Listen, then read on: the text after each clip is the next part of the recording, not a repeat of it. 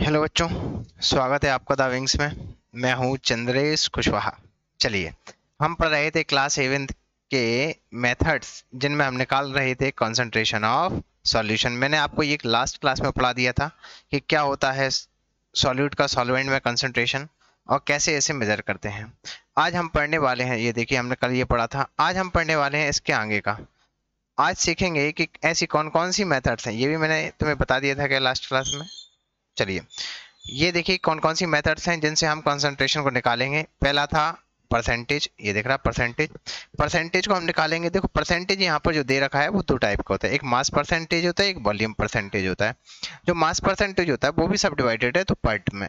एक mass by mass percentage है, इसे एम बाई एम कहते हैं, और एक है मास बाई वॉल्यूम, इसे कहते हैं एम बाई वी। क्लियर है? तो ये आपके 11th क्लास में ये दोनों के दोनों।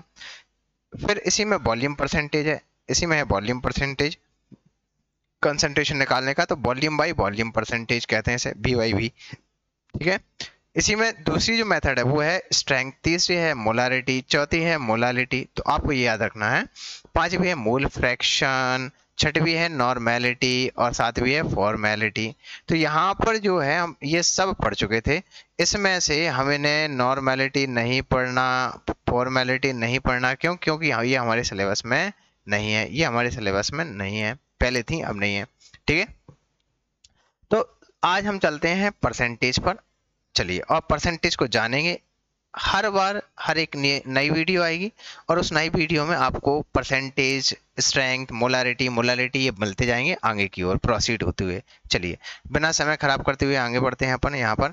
चलिए, आज देखेंगे परसेंटेज क्या होता है बेटा। परसेंटेज, परसेंटेज ये एक मेथड है जो हमारे सॉल्यूशन में सॉल्यूट के पार्टिकल्स को निकालती है।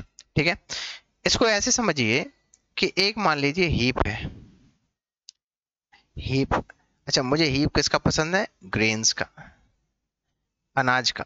ग्रेन्स का मुझे हीप बहुत पसंद है। चलिए, जिसमें हीप्स में जो अगर हम ग्रेन की बात करते हैं तो ग्रेन में भी मुझे वीट का मतलब, वीट मतलब होता है गेहूं, गेहूं का,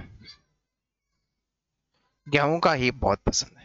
अच्छा, पहले पता है हम, एक जमाना था जब क्या गेहूं निकलते थे तो गेहूं में कहीं कहीं कहीं कहीं बहुत सारे क्या निकलते थे? चने। पहले ऐसा हुआ करता था कि ग्राम निकलते थे बीच बीच में ग्रेन्स में। ग्रेन कौन सा? व्हीट वाले ग्रेन के हीप में क्या निकलते थे? चने। चने मतलब ग्राम निकलता है। ठीक है। तो हम क्या करते थे, उन गेहूं के हीप्स में से चनों को उठाते रहते थे और उन्हें यूज करते थे खाने में। उन्हें भिगो कर खाते थे, उन्हें अंकुरित कर कर खाते थे उस टाइम पर। तो बहुत मजा आता था। आज मैं इसी को एग्जाम्पल लेके तुम्हें समझाने वाला हूँ। तो ये जो चने हैं वो रियल में एक तरीके से इस हीप में सॉल्यूट है। अगर हम इस चने की बात करें तो ये हमारे लिए एक सॉल्यूट का काम करता है यहाँ पर। और ये जो पूरा हीप है गेहूं का, ये हमारे लिए सॉल्वेंट है।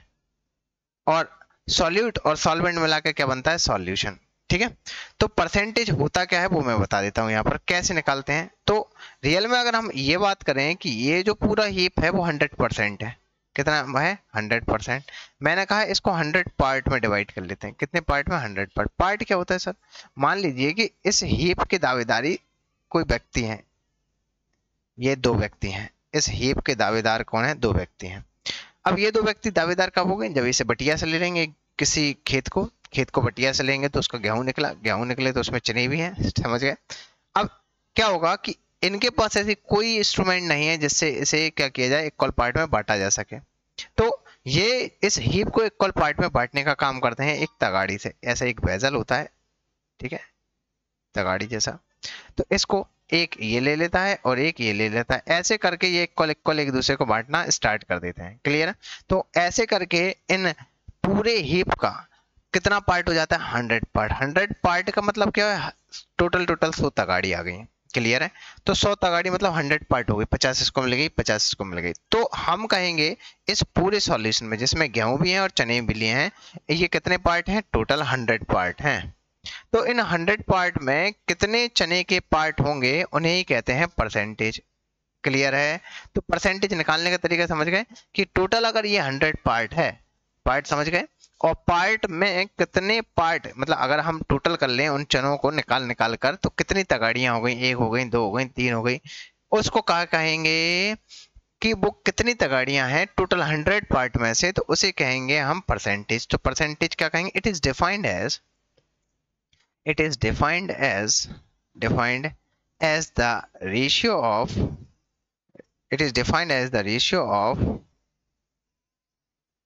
mass of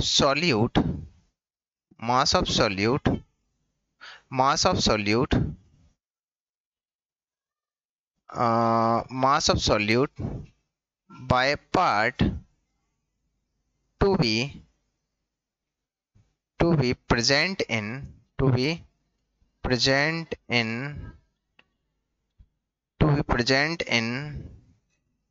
per 100 parts of per 100 parts of solution is called mass percentage, is called बेटा क्या? mass percentage। ठीक है, तो ये मास बाई मास लिया है, मास ऑफ सॉल्यूट लिया और मास ही हमने क्या लिया है? टोटल सॉल्यूशन का। ठीक है, अगर बात करें तो मास परसेंटेज यहाँ लिख रहा हूं मैं, mass percentage is equal to mass of solute, यहाँ लिखेंगे mass of solute to the total mass of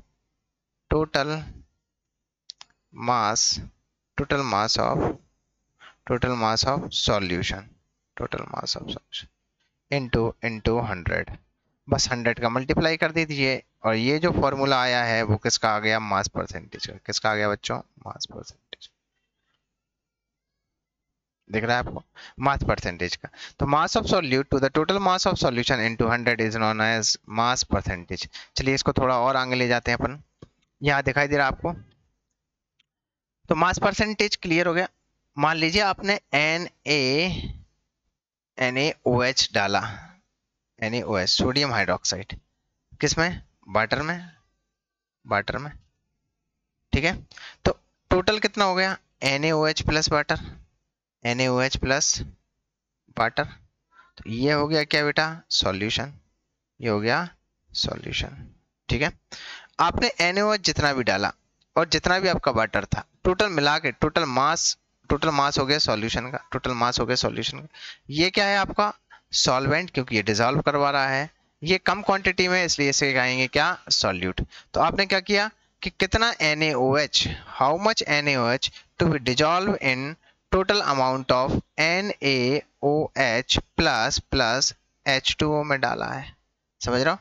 into 100 wise. ठीक है, इसे ही कहते हैं, बोलो क्या? इसे ही कहते हैं बच्चा मास परसेंटेज। इसे ही कहते हैं मास परसेंटेज। इज दैट क्लियर है? ये है आपका मास परसेंटेज। ये रहा मास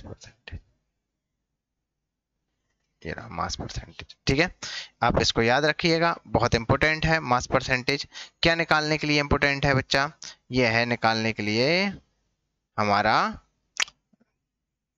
कॉन्सेंट्रेशन, क्लियर? कितना डिसॉल्व किया हुआ है। मान लो यहाँ पर लिख दिया एग्जाम्पल के तौर पे 5 ग्राम NaOH is dissolved in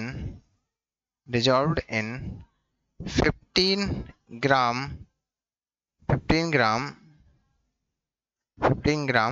solution। Calculate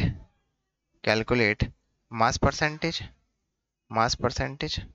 तो कैसे निकालेंगे? चलिए, तो आपने कितना लिया? NaOH आपका कितना है? NaOH कितना है? 5 ग्राम है।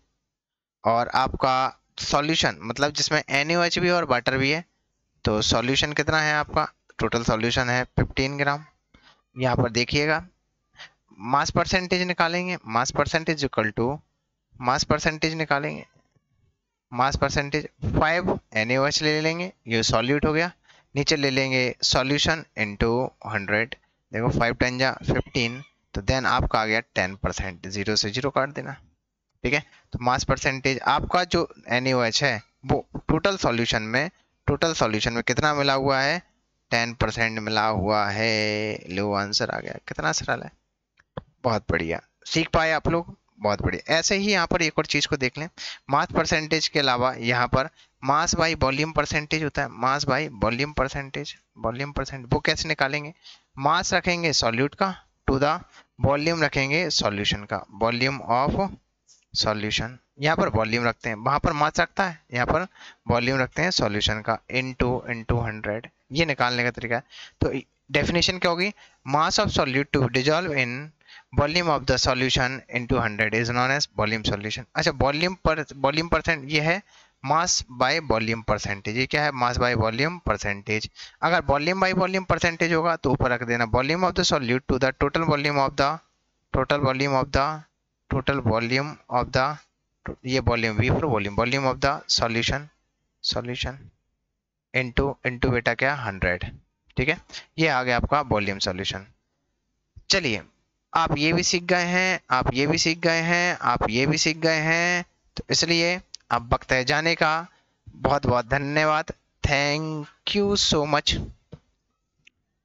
जाने से पहले इसे लाइक कर देना बच्चों, और शेयर कर देना, अगर आपने नहीं किया है तो सब्सक्राइब कर लेना। ठीक है, और हमें कमेंट करें कि और किस टॉपिक्स पे आपको वीडियोस चाहिए हैं। जय हिंद, जय Bharat, thank you so much.